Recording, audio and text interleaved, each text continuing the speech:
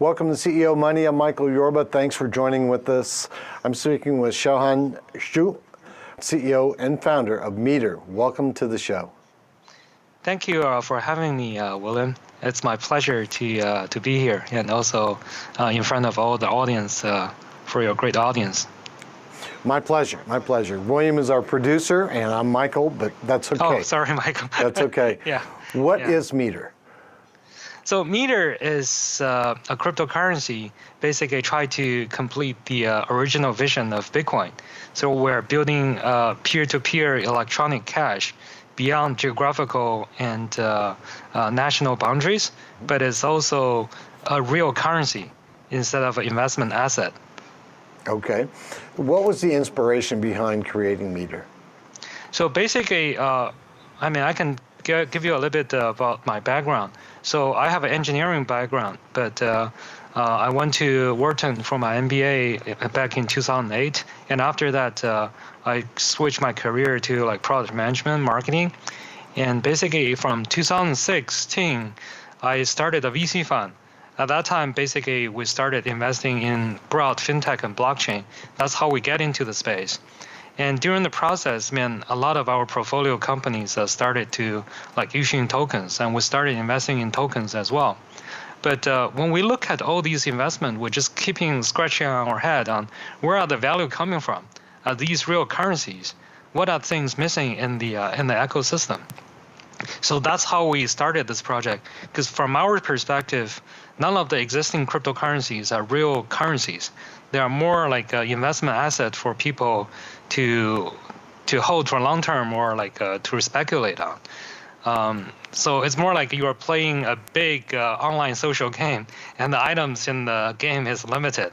So everyone if you are participating in the game, you try to like holding like a piece of the game and like hoping it to appreciate in value. But we believe there's we're in front of an era that a lot of our time spending in front of computers and smart devices. Essentially, we're living in a virtualized world. So in this virtualized world, the original boundaries of countries no longer exist. People will naturally reform into new communities.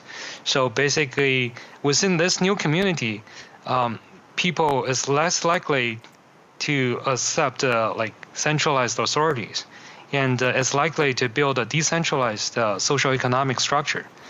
And within this socio-economic structure, a decentralized currency need to be created to support any financial infrastructure or any financial system.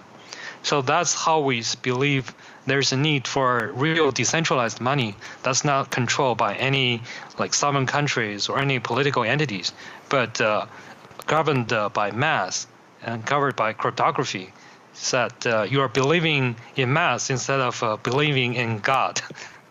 Okay. So I understand how that solves the problems that we're dealing with, because there's a lot of issues that go along with the way the current financial structures are set up on a global scale.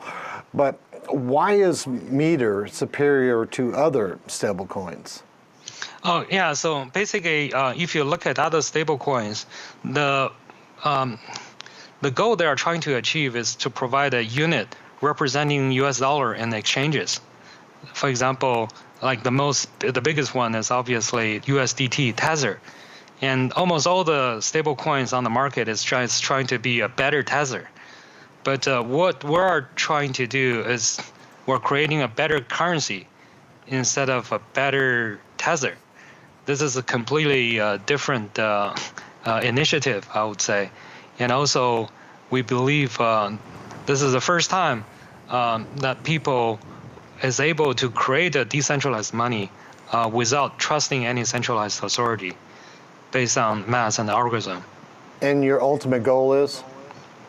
Our ultimate goal is to create a world currency. Basically, it allows the value exchanges between the virtual society and the physical society.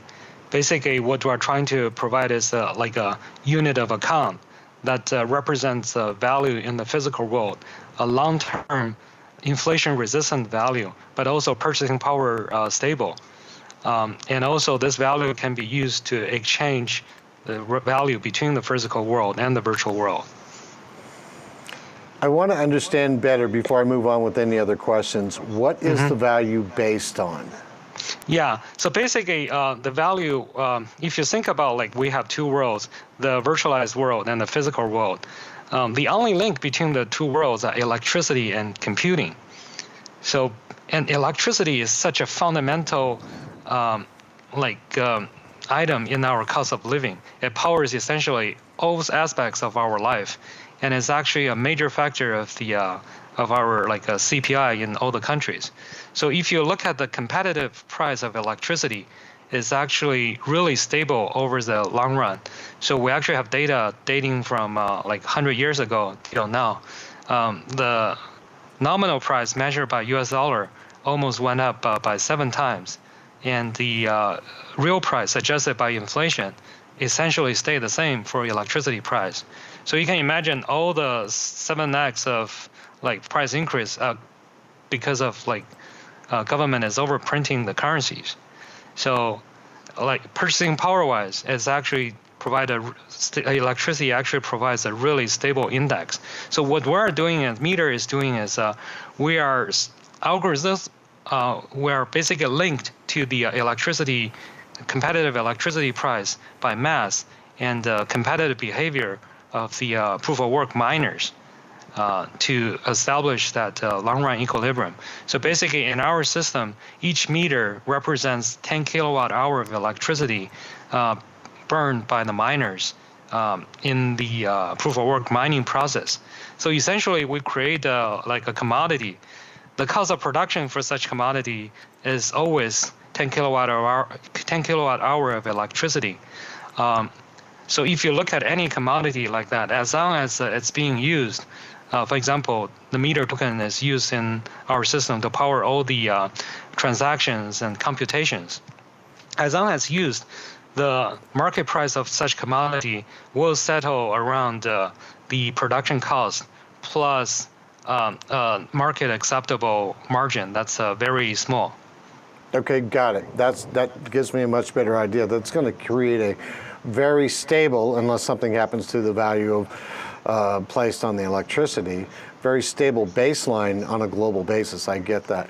Yeah, and this is a competitive price of electricity. So for example, the most competitive one today, I mean, even in the last couple 100 years, is still hydro. So it's an energy created by nature.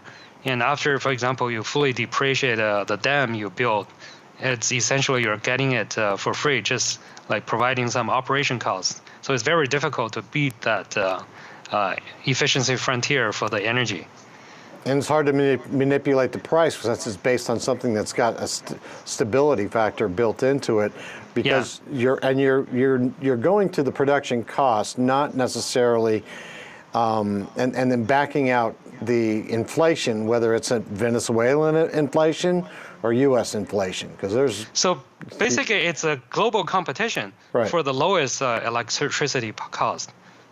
So once you put that factor into the market, it becomes really stable, and the variations among the country doesn't really matters anymore. So for example, like when U.S. is in summertime, maybe we have higher electricity costs, but in Australia this time, it's actually in wintertime, and it's have less, the price is cheaper. So it even out globally with the internet. I get it. When are you going to launch Meter? So basically, we're looking to have a testnet towards the end of November or early December, and we're looking to have the mainnet launching end of Q1 next year. Brilliant. And you are at this point raising funds through an ICO? Is that right? We're not officially doing an ICO.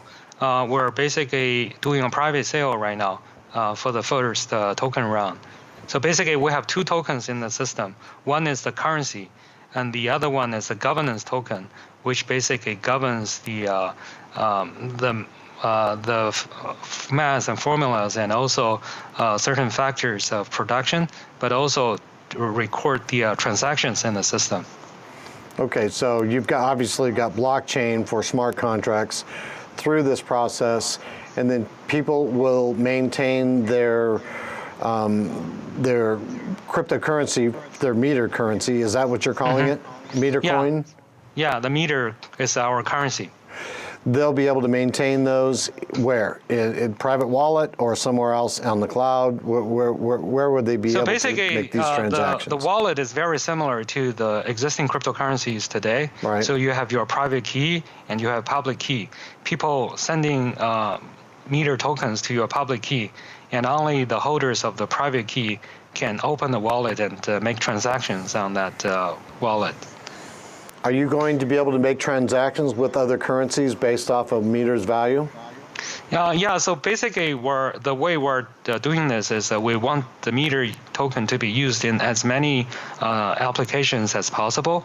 So what we're looking at our relationship with other public chains out there is we're collaborating with other chains. We will allow our meter token to flow to other public chains like Ethereum, EOS, and provide their developers a stable unit of account that's not tied to any fiat currencies, but long-term inflation-resistant value. This sounds like time has come for it. I want to thank you so much for being on the show. Yeah, thank you so much for inviting me here. My pleasure. We'll talk to you soon. Yeah, thank you. You're welcome. You've been watching CEO Money with Michael Yorba. Thanks for joining with us. Don't forget, like us on Facebook, follow us on Twitter, and subscribe to our YouTube channel.